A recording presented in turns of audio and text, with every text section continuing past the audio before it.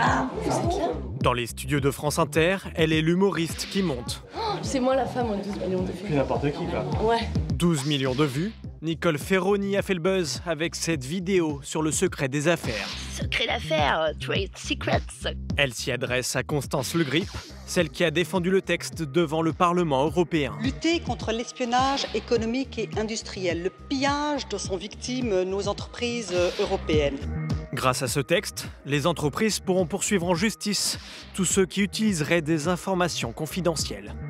Ce qui permet actuellement à une entreprise comme Monsanto, grosse multinationale, de ne pas publier son rapport sur le glyphosate, vous savez, ce pesticide qui est cancérigène.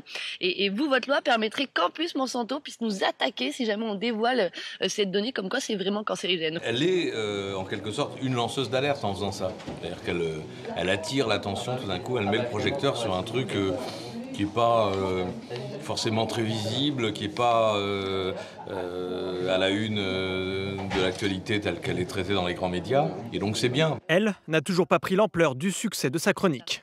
Bisous. Quand je vois la façon dont moi j'ai été choquée par le truc, je pense que ça a fait ça aussi chez les gens qui ont partagé ma vidéo, de se dire merde, on est en train de voter un truc qui clairement est en lien avec les problèmes qu'on a liés aux révélations de dossiers comme les LuxLeaks, les Panama Papers, et on se saisit pas en fait suffisamment de cette occasion pour en parler, pour dénoncer. Donc je fais ça le matin sur la terrasse, toute seule.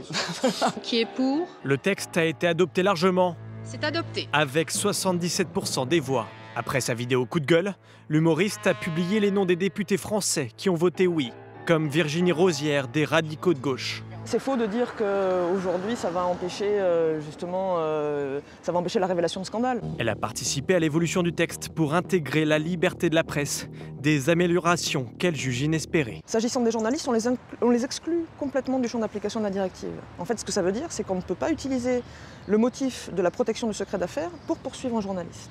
Et s'agissant des lanceurs d'alerte, pour la première fois dans un texte européen, on introduit la possibilité de les protéger.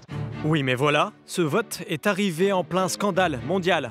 C'est un signal complètement erroné de la part de cette Assemblée d'adopter, 10 jours après les révélations Panama Papers, un texte qui, de facto, va rendre plus difficile la tâche des lanceurs d'alerte et des journaux. Les Panama Papers, un gigantesque scandale d'évasion fiscale. Le Luxembourg Leaks. Les multinationales négocient en fait directement avec les autorités le montant des impôts à payer. Ou encore le Swiss Leaks. La banque HSBC en Suisse organisait elle-même la fraude dans des proportions gigantesques. Ces enquêtes d'envergure auraient-elles été compromises? Merci. Benoît Bringer a participé au consortium de journalistes qui a révélé ces scandales financiers. Pour lui, les améliorations du texte ne suffisent pas. Je pense que certaines des révélations du consortium des journalistes d'investigation ne seraient peut-être pas sorties avec cette directive.